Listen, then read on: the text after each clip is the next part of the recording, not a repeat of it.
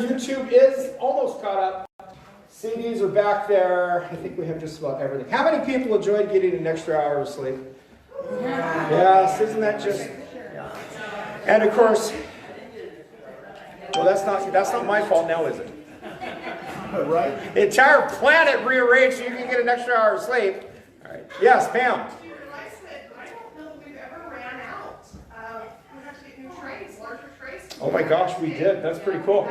That's pretty awesome. Excellent. Yeah, this has been a fun morning. Heather showed up to do communion a week earlier than we normally did, but that's fine. So we did it, and then I lost this microphone, which, of course, as all of you know, is like a heart attack for me. And then we had other sound issues, and everything went completely sideways, and I only got through half of my message because the computer fried. So I don't know if I got through the good half or the bad half, but you're going to have to sit through the good half today, or at least whatever half I have. I think everything up there is current. Oh, but here's what I was going to say about getting an extra hour of sleep. Every time it's Fallback Sunday and I wake up and say, oh Lord, I love Fallback Sunday, I get an extra hour of sleep. The Lord is so generous and kind. He just goes, you can go to sleep early any day of the week. That's not the same now, is it? I think everything up there is current. Hey, look at that, it worked the first time.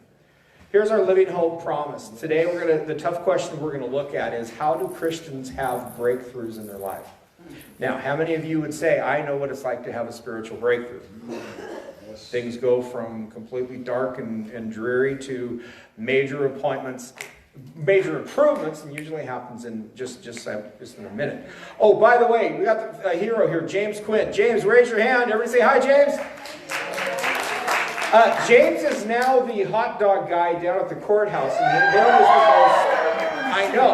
was the most amazing article written about his leaving Facebook and selling hot dogs. And James, that was incredible. That was a real blessing. You did a great job with all your interview answers, and you didn't say anything offensive. I was so impressed. That's Bonnie's little brother, by the way. So we're going to talk about breakthroughs today, and we're only going to get about halfway through, like I said. We also need to learn how to pray in miracles, because who the heck are we kidding? Probably some of your breakthroughs are associated with needing miracles, correct? We're going to learn to hear the voice of God so that we can ultimately love the person in front of you. Now, the series we're in is called Trading Addictive Anxiety for Powerful Peace. This is our 9th part. By the way, I am quite impressed with myself keeping my attention span to 9 parts, huh? I think that's a record for me. I don't have ADD. I have HD ADD. So I don't pay attention a lot, but when I do, I really... Here's the problem we've been looking at. Our anxiety leads us into addictions and self-destruction. Satan says, follow happiness. And the more we follow happiness, we get addicted to whatever makes us happy. Jesus says, follow me. And we follow him into discipleship. And then as we become disciples, we walk in joy and peace. Amen? And this is the conflict. And here's the problem. The more that we are becoming addicted to something that isn't good for us, the further away it leads us from experiencing God's power. Would you agree? So this whole series is about how do we walk in enough peace so that our internal reality transforms our external reality.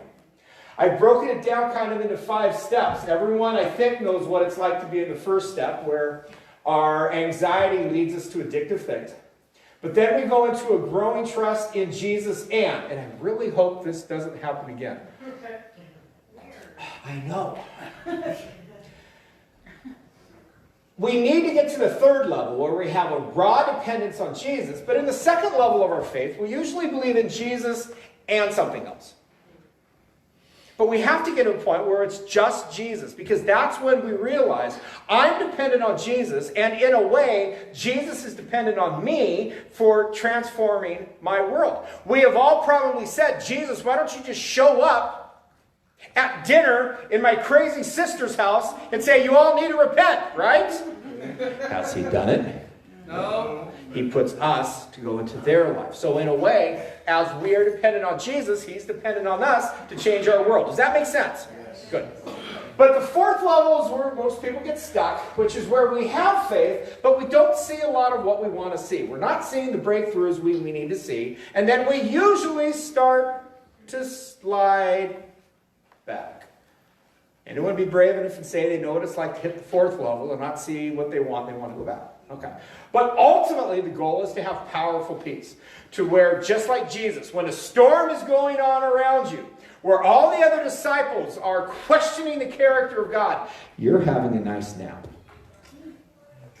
And then you just wake up, and then you say to the winds and the waves, calm down! And they do it, right? Right? Our inner peace transforms our external circumstances. Yes. How do we grow a level? Here are the levels that we want to grow. But we don't grow a level until our head, what we think, our heart, what we feel, our hands, what we're doing, our mouth, what we're saying out of our mouth, all align with Jesus. Amen. And folks, I really want to encourage you. If you're having problems talking to the people in your life, moms and dads, if the only thing they're hearing out of your mouth is you're screaming at them, you got to understand something. When kids grow up with chaos, they think chaos is normal. And then when they start picking their friends, guess what kind of friends they're going to pick? Chaotic friends. Chaotic friends. Our words are creating your future. And if your words are constantly denigrating yourself, your kids, your spouse, your environment, what's going to happen in the future? Is that fair? Yes. And you'll notice the asterisk, because the asterisk is with your emotions. Because you can still grow and have your emotions fight you every step of the way. Is that good news to anybody here but me? And I want you to get this. It's not that your emotions are always lying, but they're usually exaggerating.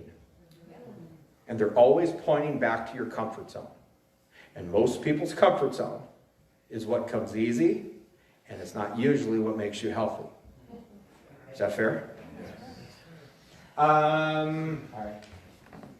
So, oh yes, and ultimately, say this with me, but instead of saying yours, say my. My peace becomes powerful as soon as the reality of God's impending intervention becomes as real as my current crisis. I don't know what kept you awake last night, but when you can realize in the midst of the storm of your circumstances that Jesus is on the way, Jesus is moving, Jesus is working. I may not see it yet, but I absolutely will see it, and I refuse to let the negativity that is kicking through my brain come out of my lips. Do you know that your negativity are the bullets the devil is shooting you with? Yeah. You can choose to agree with them or not. Part of the reason we spend so much time worshiping is because worry is the worship music of hell. And you can choose to sing along or not. Or we can choose to sing what we know is true. And we stand in awe of God. We don't stand in awe of our Visa bill. Amen? Now, granted, God's not going to expect us to pick up extra shifts to pay him off, but that's a whole other stuff. It's all right. All right, we made it through the introduction. Was that short enough? All right. So, everybody look here. Don't look at the screen. Look here. Look here. Like I said, I'm only going to get about halfway through. And the good half is next week. Welcome to Living Hope. Welcome to Living Hope, ladies and gentlemen. We're going to go through two stories that are fairly well known. Most people don't understand that they're intertwined. Okay. We're going to talk about how do you get a breakthrough from Jesus, because I think we all said we have an area or two where we need a breakthrough. Amen? And I want to be completely clear. Mark did not write these two stories to teach us how to get breakthroughs.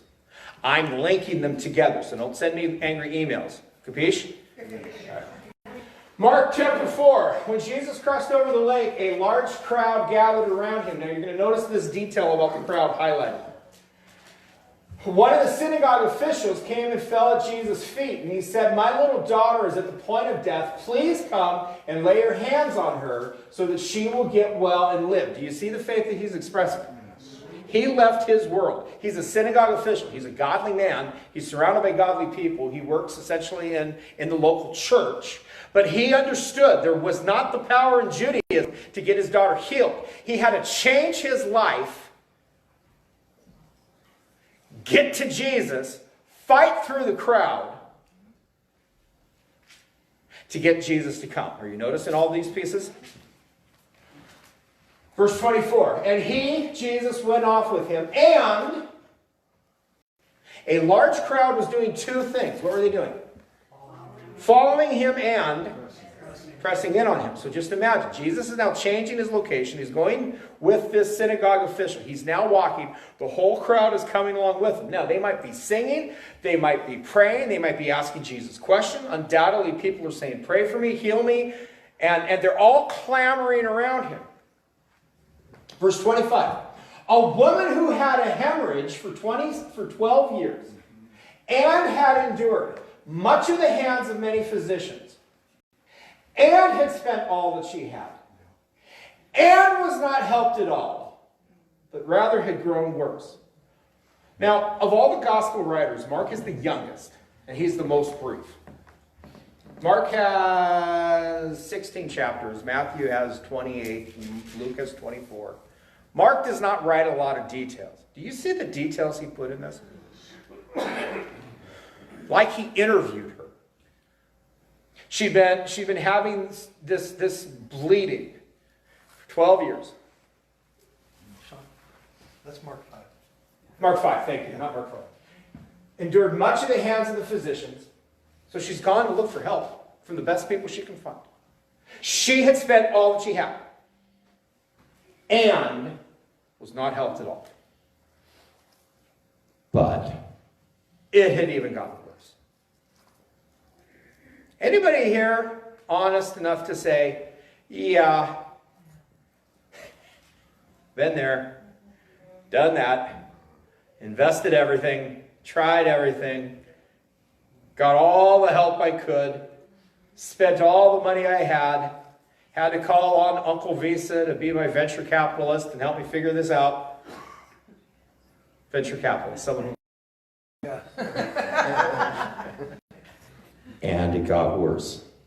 Anybody brave enough to raise their hand and say, yeah, they've been in a situation like that? 27. After hearing about Jesus, so she's heard about physicians, now she hears about Jesus. She came up in the crowd behind him and touched his cloak. For she thought, if I just touch his garments, I will get well.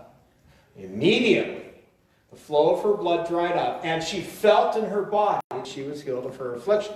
Did she get her breakthrough? Yes. Immediately? Yes. Amen. She knew what she had to do. She went and did it. She aligned her mind. Jesus can heal me. She aligned her mouth. If I just touch the hem of his garment, I'm going to get healed. If I just, right? She's not going to let any doubt.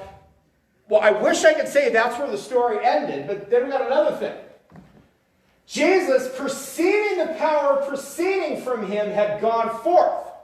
So in other words, well, he turns around in the crowd and says, who touched my garments? So they're all walking together. They're being asked questions. They're handing them babies. He's going, bless you, be healed, bless you.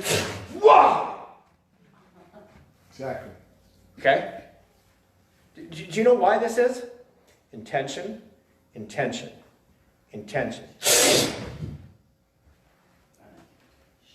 Do you notice that? He noticed power has gone out within him. Now, when he's doing this, he's tracking just fine, isn't he? Because intentionality, be healed, be blessed. She touches him. His power still gets activated. He turns around in the crowd and says, who touched my garments? And his disciples said to him, Jesus. You see all these people, Lord, right? I don't know why the disciples sound like butthead, but sometimes they do. Yeah, it grew. You see the crowd pressing in on you and you say, who touched me? Hello? Did you notice how many times Mark talks about the crowd? Yeah. There's 300, 400, 500 people clamoring around Jesus. They're like, Jesus, you're in the middle of the crowd. How do you not see this crowd? But the draw of power was so strong, it stopped him. 32, he looked around to see the woman who had done this. So again, he has to clear the crowd. Who did this? Who did this? Who did this? Everyone's kind of parting the bodies. And here's this woman. He looked around to see the woman who'd done this, but this woman, fearing and trembling, aware of what had happened to her, came and fell down before him, told him the whole truth. I've been bleeding for 12 years. No one's been able to help me. I'm out of money. I'm out of hope. I heard you're in town. And I just said to myself, if I just touch, as I remember learning at the hem of his garments, if I break through the crowd, if I could just get to Jesus, I can be healed. And she said to her daughter, God has made you well. Go in peace and be healed of your affliction. Is that what it says? What does Jesus say? Your faith has made you whole. Your faith has made you well. Is that amazing? Jesus did not intend to heal her, folks. But the power of life inside of Jesus was so strong. I should have done this first service so they wouldn't have been confused. His blinds were so open to the power and the life that was through him that she just had to connect with his clothes. She didn't even have to touch him. It's possible for you to get a blessing from God that he wasn't even intending to give you, folks. Now let's clarify something. People in the non-Pentecostal world like to say that Pentecostals have faith in faith. That is absolute horsepucky. Okay? We have faith in God. Amen. Yes. Period. Full stop. End of conversation. Anybody tries to say otherwise, they're being slanderous, because I can't believe you can be that stupid and still breathe.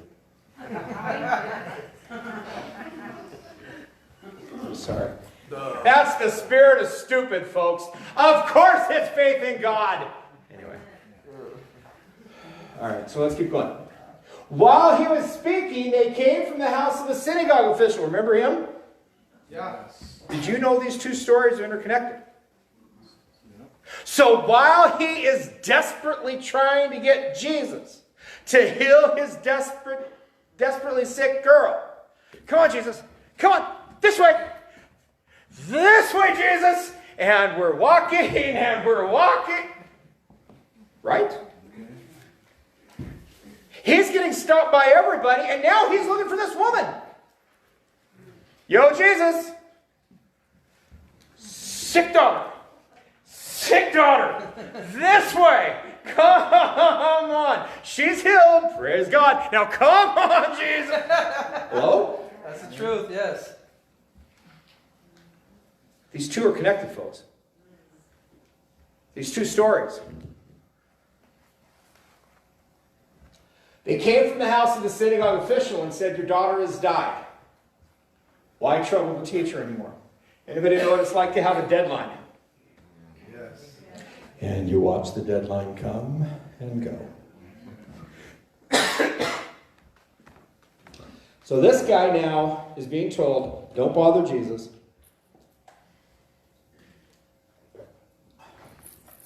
Your daughter is dead. And remember something, folks. He's being told his daughter is dead while he's standing in the presence of Jesus. And he's processing this in front of the crowd. But Jesus, overhearing what was being spoken. Oh, by the way, does anybody here know what it's like to not necessarily want to go to church because you fear that other people have gotten the breakthrough and you haven't gotten your breakthrough yet? Right? Anybody relate to this guy? Yes. 36, Jesus, overhearing what was being spoken, said, do not be afraid any longer, only believe. Now I want you to note something. What does Jesus say is the opposite of fear? Faith. Faith. Are you seeing that? Okay. Now, is this synagogue official crazy to believe that his daughter's dead? No. He just had somebody leave the morning to tell him. He has this on good source. What does Jesus tell him? Don't be afraid. Don't be afraid. And I want you to remember something. At this point in Mark chapter 5, Jesus hasn't risen anybody from the dead yet. We know how this story ends. He doesn't. They allowed no one to accompany him except Peter, James, and John. So he leaves the rest of the disciples to deal with the crowds. They came to the house, and Jesus saw a commotion and people loudly weeping and wailing. And entering in, he said to them, "Why make a commotion and weep? The child's not died, but is asleep." Anybody here ever read that and go, why is Jesus lying to these people? How many people believe that a lie is any attempt to deceive? What's Jesus doing here? Speaking life. He's telling them, oh no, she's not dead. She's just asleep. Now, I'm going to get to that in a minute if I don't forget. And they begin laughing at him. Anyone here have people who think your faith is a little crazy? And you get kind of laughed at for your faith? Yes. And let me just ask you really quickly, what does Jesus do with people who are laughing at the faith? He says, you need to go somewhere else. I mean, I guess Jesus probably doesn't say, God bless you over there. He goes, I'll bless you over there. But he does say to us, right, it's okay. If you need to keep your faith, you need to make sure that the people you have around you are going to help you. And I want everybody to hear this. First service, Zachary shouted out from the back row, show me your friends, I'll show you your future. Hey, come on. That's right. That's a kid who's been to his dad's youth group. They can die happy. All right. Okay, are we all tracking on this? He took along the child's father and mother and his own companions, and entering the room. So all the people who were mocking, he leaves out. Just like all the disciples who were terrified when the boat was going down. Right. Remember, if you don't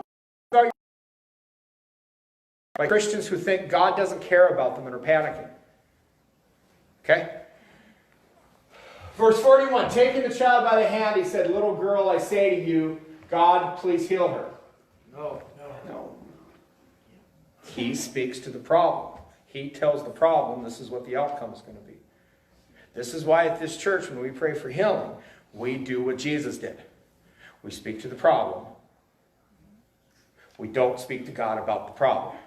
We tell the mountain to move. We don't ask God to move the mountain because Jesus lives inside of us. It's not my voice that's talking. It's the voice of Jesus. It's not my hands that are being laid on, and they're the hands of Jesus. Does that make sense?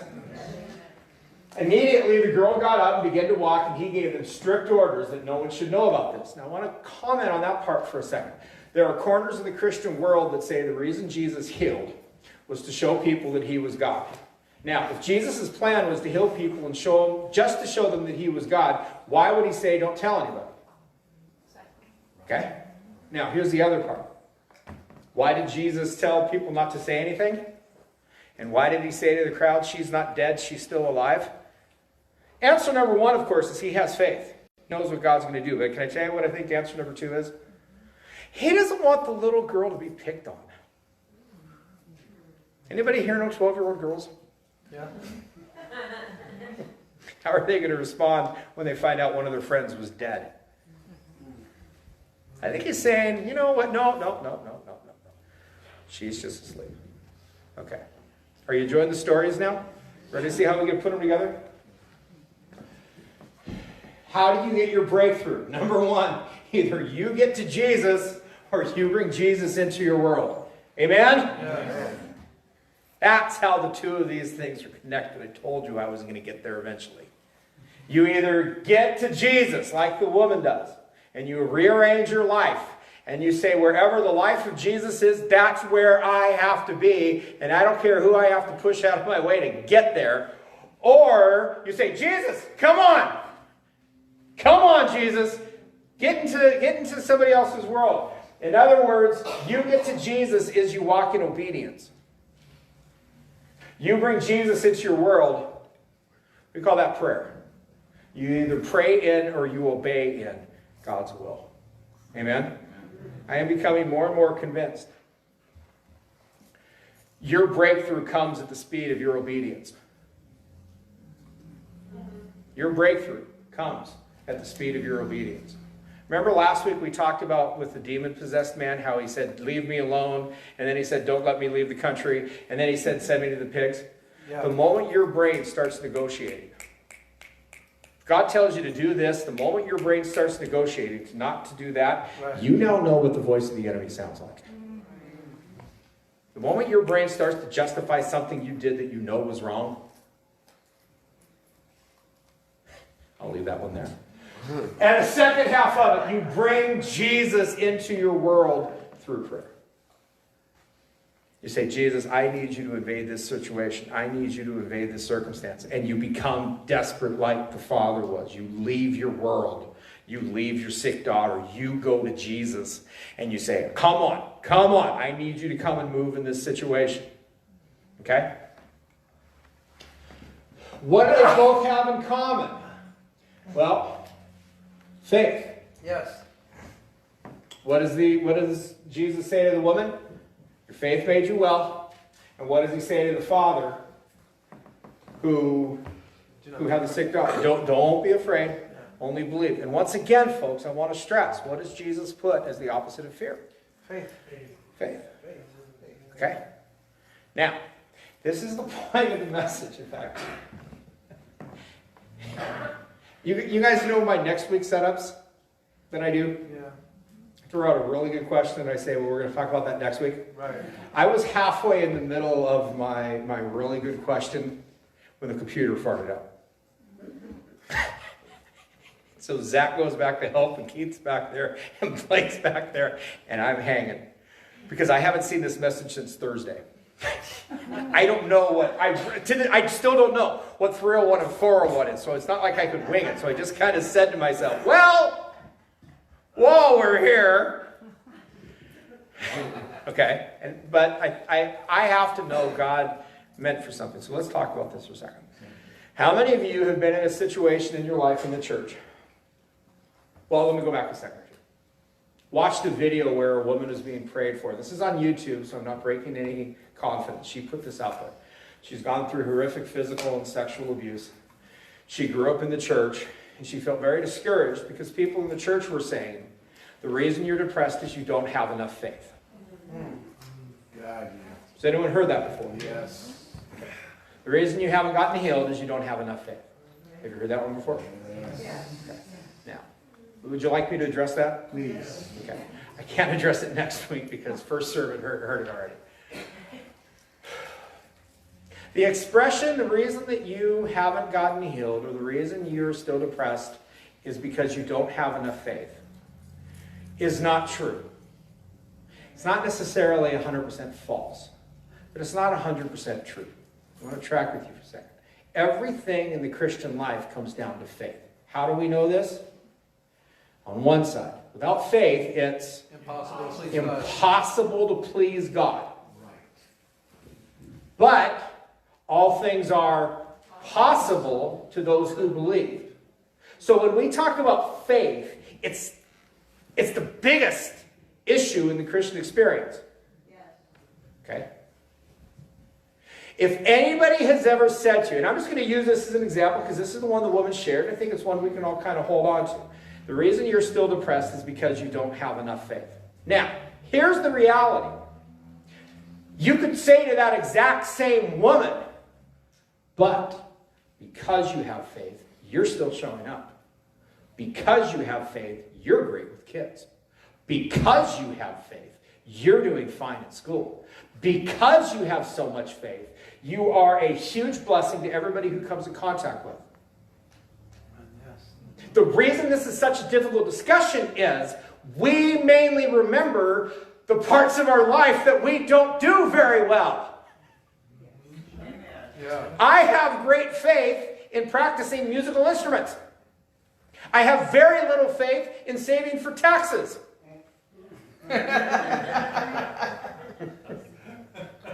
It's just as much an issue of faith. Does that make sense? Yes. Everybody here has things that they do well because you have faith. And everybody here has an issue or two you don't do so well at because the faith that you have is misplaced. Is that fair? People who are addicted to anything have put their faith in whatever chemical they've gotten addicted to. Now, I would even argue they've put their faith in their comfort zone. They believe they can't live if their comfort zone isn't met. But that's a whole nother subject. Are you tracking with me? I want everybody to get this. And here's the other part you have to remember. And I'm going to go specifically with the depression subject. Every Christian for all time. Did you see the size of those two words? Yes. Two phrases. All time, every Christian has to battle between their faith and their emotions. Because everybody has faith in their emotions. That's right. Okay? Health happens when you have less faith in your emotions and more faith in what God says is true. That's why in that list of how you grow a level, I put the asterisk. You can drag your foolish emotions with you while you go into health. When I first started going, I still, to this day, if I'm not playing tennis, hate exercising. Hate it. I have to drag my emotions with me and a book and music and TV. And I'm watching 5 TVs, I'm listening to music, I'm reading, and I'm thinking, I hate this. And I go, I've been doing this for 45 minutes. And I look and I go, oh no, that's 45 seconds. Hello? Yeah. That doesn't mean I'm not being healthy.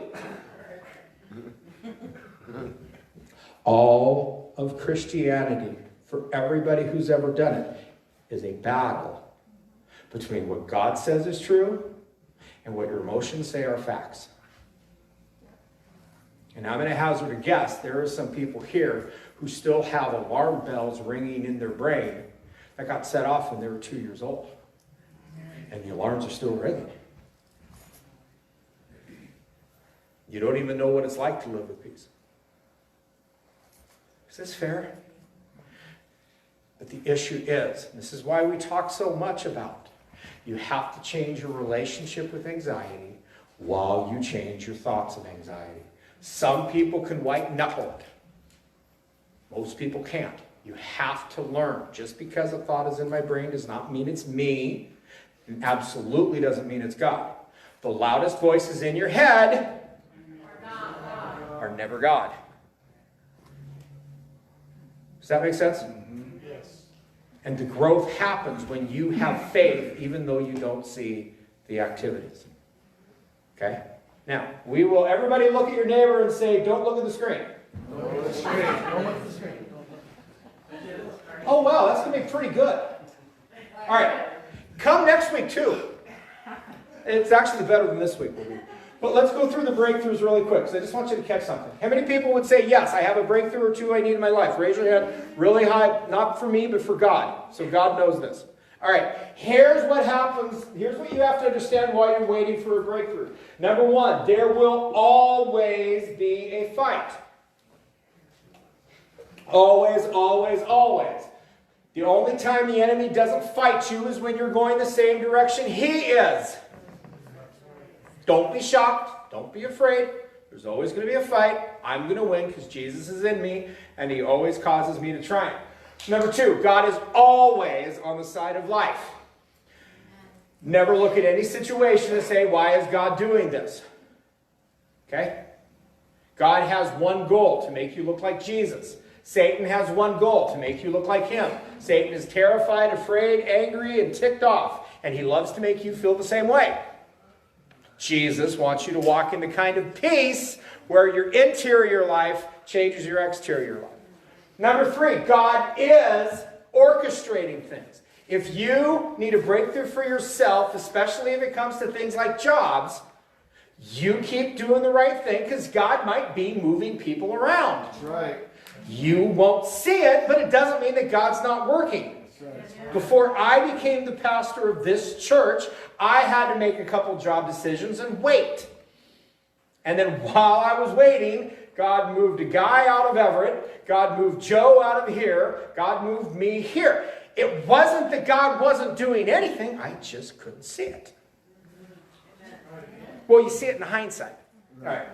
Number 3, people must make better choices. How many people need a breakthrough for somebody else in their life? Yeah. Yeah. Good. Keep praying. They have to make better choices. But when you pray, you are like Harrison Ford in a pith helmet with a hatchet. You're chopping down bushes. You're making a path for them that'll be easier for them to get to the cross as they make better choices. But they always have to choose for themselves because that's the only way lasting change happens. Okay? New levels, new devils. Here's something to remember. The more you look like Jesus, the more new enemies you're going to fight, but don't be afraid. That's part of growth. Just like going back to exercise. Just like if you're exercising parts of your body or you're exercising more or you're exercising heavier, you're going to stretch new muscles. It's the same idea. And friends, understand something. A lot of times when Christians feel they're being attacked, they're not really being attacked. They just walked into new territory. Okay?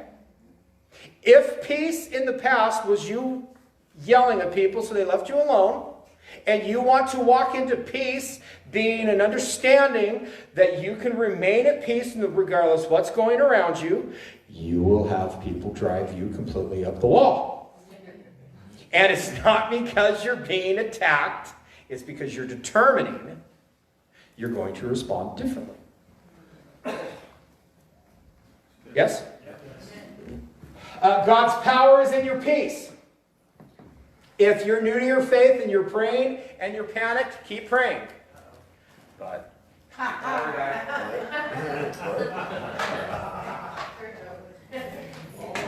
Welcome to Living Hope. welcome to Living Hope, ladies and gentlemen. I was saying to myself the whole time, I was going, when are the batteries going to die? Everybody say hi, Keith. Hi, Gabe. Hi, kid. How's everybody doing? Did we Good, mention good, no good. EXO on Friday? Yep. All right. We are going to do the EXO marriage conference this year, by the way. Amen. Yeah. So that'll be February. Sunday, next Sunday. All right. All right, try again. If you're praying and you're panicked, keep praying. And remember something, folks. When you go to prayer, if you don't get up and feel more peace and feel more joy, you might not be doing it right. You might just be complaining in His presence. Now, that might be a form of meditation. Okay? But the goal of intercession is when you get up, you're walking in His peace, you're walking in His joy. And you're not going to let your crazy kids take it away. Well, at least without a fight. Yeah. We believe in miracles, but me, anyway. And also remember, walls fall all of a sudden. If you're planting a seed and you're standing there waiting for it to grow, you're going to stand there for a while. If you're going around walls and you're waiting for them to fall, you just keep moving because they can all fall all of a sudden. Is that good news? That's right. But bottom line, your biggest breakthrough is internal. Yes. Okay? The blessing of God is godliness. Because once you have that, you have everything. The enemy is not going after your finances. The enemy is not going after your marriage. The enemy is not going after your job. The enemy is not going after your ministry. He's not going after your career. He's going after your faith. Because once he gets your faith, he gets everything. That's it. And finally, you will get what you want most. A breakthrough or your comfort zone.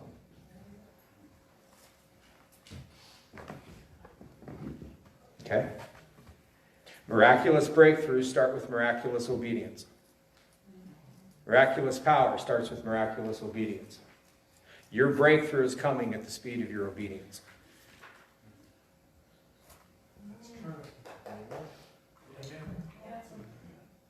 Okay? Now, are there other things God has to work around? Sure they are. But when you get the peace that says, even though there's a storm, I'm just going to wake up and calm it, and I'm not going to listen to all those disciples who are freaking out and saying God doesn't care about me. Folks, that's when you got everything. Can I tell you what it sounds like?